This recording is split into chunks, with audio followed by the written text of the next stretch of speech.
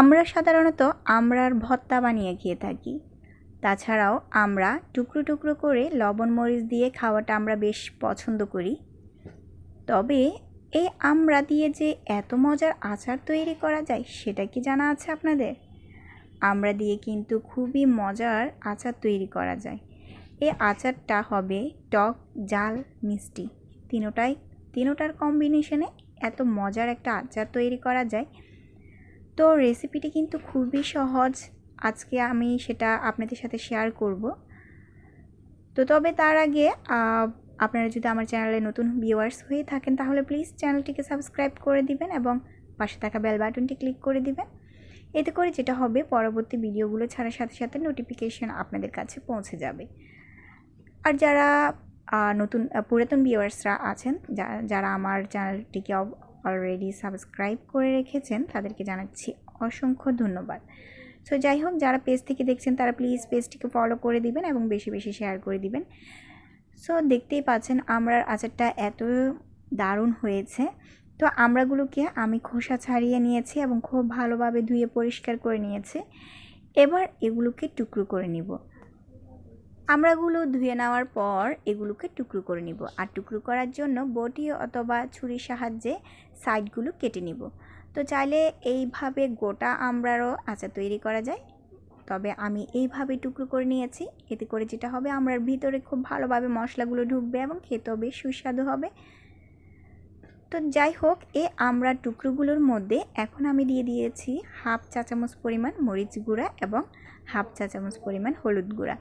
তো এখানে আমড়ার পরিমাণ বুঝে খুব বেশি পরিমাণ হলুদ মরিচের গুঁড়ো দেওয়া দরকার নেই। তো এগুলো জাস্ট পরিমাণ মতো লবণ দিয়ে দিবে এবং সবগুলো উপকরণ আমড়ার সাথে খুব ভালোভাবে মিক্স করে নিব।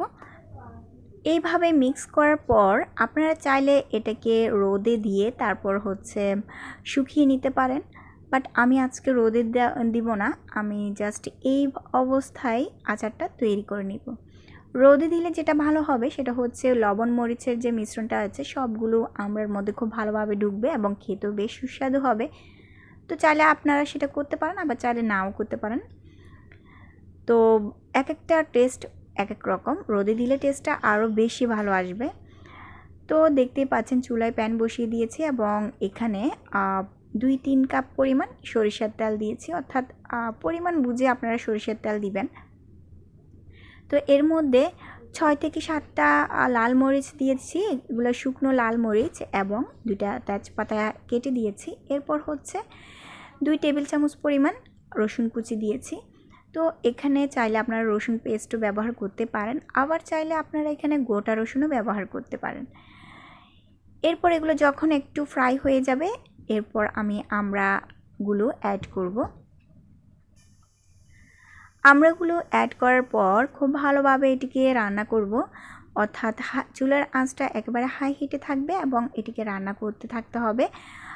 এরপর এর মধ্যে আমি জিরা গুঁড়া দিয়ে দিব হাফ চা চামচ পরিমাণ এবং ধনিয়া গুঁড়া 1 চা চামচ পরিমাণ দিয়ে দিব।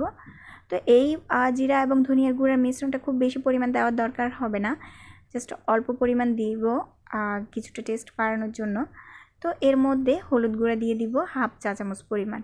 তো হলুদ গুঁড়া যেটা আমি আগে অ্যাড করেছিলাম সেটা অবশ্যই কমই অ্যাড করেছি। তো এ পর্যায়ে আমি কোনো মরিচ গুঁড়া অ্যাড করব না, এখন অ্যাড করব 5 ফোড়ন গুঁড়া। তো 5 ফোড়নগুলো আমি টেলে নিয়ে তারপর শিলপাটার সাহায্যে বেটে নিয়েছি এবং গুঁড়ো করে নিয়েছি। সো চাইলে আপনারা সেটা ব্লেন্ডও করে নিতে পারেন। সো যাই হোক, 5 ফোড়ন গুঁড়োটা আমি এর মধ্যে অ্যাড করলাম এবং কিছু তেঁতুলের কাঠ বানিয়ে তারপর অ্যাড করব। তো তেঁতুলের কাঠ বানানোর জন্য এখানে তেঁতুল নিয়েছি। তো তেঁতুলের মধ্যে আমি পরিমাণ মতো পানি দিয়ে তারপর তেঁতুলের কাঠ বানিয়ে নিব। তেঁতুলের কাঠ তৈরি করার জন্য তেঁতুলের বিচিগুলোকে জাস্ট এইভাবে আলাদা করে নিব এবং এর মধ্যে কিছুটা পরিমাণ পানি দিয়ে তারপর ডুবিয়ে রাখবো। এরপর 20 থেকে 30 মিনিট পর এটাকে খুব ভালোভাবে মেখে তারপর কাঠটা বের করে নিতে হবে, অর্থাৎ পানিতে ভিজিয়ে রাখার কারণে তেঁতুলগুলো একেবারে নরম হয়ে ফুলে থাকবে। এতে করে হাতের সাহায্যে মেখে নিলেই কিন্তু কাঠটা একেবারে ঘন হয়ে যাবে। সো যাই হোক, তেঁতুলের কাঠের একটা রেসিপি আমি শেয়ার করব। তো এখন আমি কিছু সরিষা বেটে নিচ্ছি। এখানে আমি সাদা সরিষাটা নিয়েছি, তো চাইলে আপনারা কালো সরিষাও নিতে পারেন, সেটা আপনাদের ব্যাপার, বাট টেস্টটা সেম আসবে। তো এর মধ্যে আমি এখন তেঁতুলের কাঠ এবং সরিষা বাটাটা অ্যাড করব।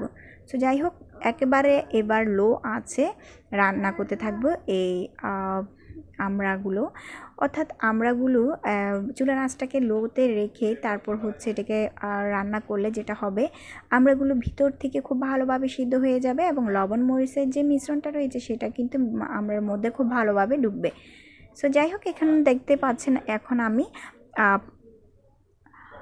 সরিষা বাটাটা অ্যাড করেছি এবং তেঁতুলের কাঠটাও অ্যাড করেছি। তো তেঁতুলের কাঠটা অ্যাড করার পর হচ্ছে সবগুলো খুব ভালোভাবে কাঠির সাহায্যে মিক্স করে নিব। তো মিক্স করা হয়ে গেলে এখানে কিছু গুড় রয়েছে, এখানে প্রায় 1 কেজি পরিমাণ গুড় রয়েছে। আর এই গুড় থেকে সম্পূর্ণ গুড় কিন্তু আমি অ্যাড করব না, এখান থেকে কুচি করে নিয়ে তারপর হচ্ছে 2 কাপ পরিমাণ এর মধ্যে অ্যাড করব। অর্থাৎ এর মধ্যে যেহেতু আমড়ার পরিমাণ 2 কেজি পরিমাণ, তো 2 কেজি পরিমাণ আমড়ার মধ্যে আমি 2 কাপ পরিমাণ গুড় অ্যাড করব। তো আপনারা চাইলে এখানে গুড়ের পরিবর্তে চিনিও অ্যাড করতে পারেন। যারা বেশি মিষ্টি খেতে পছন্দ করেন তারা গুড়ের পরিমাণটা বাড়িয়ে দিতে পারেন। তো এই গুড়ের পরিবর্তে এখানে চিনিও অ্যাড করা যায়। তো আমার থেকে মনে হয়েছিল যে আর একটু মিষ্টির দরকার, সেজন্য আমি এখানে চিনি অ্যাড করেছি। আর যারা মিষ্টি টোটালি পছন্দ করেন না, ঝাল ঝাল পছন্দ করেন, তারা চাইলে এখানে চিনিটা স্কিপ করতে পারেন অথবা গুড়টা স্কিপ করতে পারেন। তো যাই হোক, এখন অল্প আঁচে সব কিছু খুব ভালোভাবে রান্না করার পর দেখেন পুরোপুরি রেডি হয়ে গেছে এই আমড়ার আচারটা। অর্থাৎ সবগুলো উপকরণ খুব ভালোভাবে কুক করার পর একেবারে রসালো রসালো হয়ে গেছে এই আমড়ার আচারটা। তো এটা নর্মাল ফ্রিজে রেখে দিতে পারেন 6 থেকে 1 বছর পর্যন্ত, আর চাইলে মাঝে মধ্যে রোদে দিতে পারেন। তো ভিউয়ার্স, আর আচারটা কিন্তু বেশ মজা হয়েছে, তো চাইলে আপনারা এইভাবে আচার তৈরি করে খেতে পারেন। তো আজকের মতো বিদায় নিচ্ছি, সবাই ভালো থাকবেন, সুস্থ থাকবেন আর আমার জন্য দোয়া করবেন। আল্লাহ হাফেজ।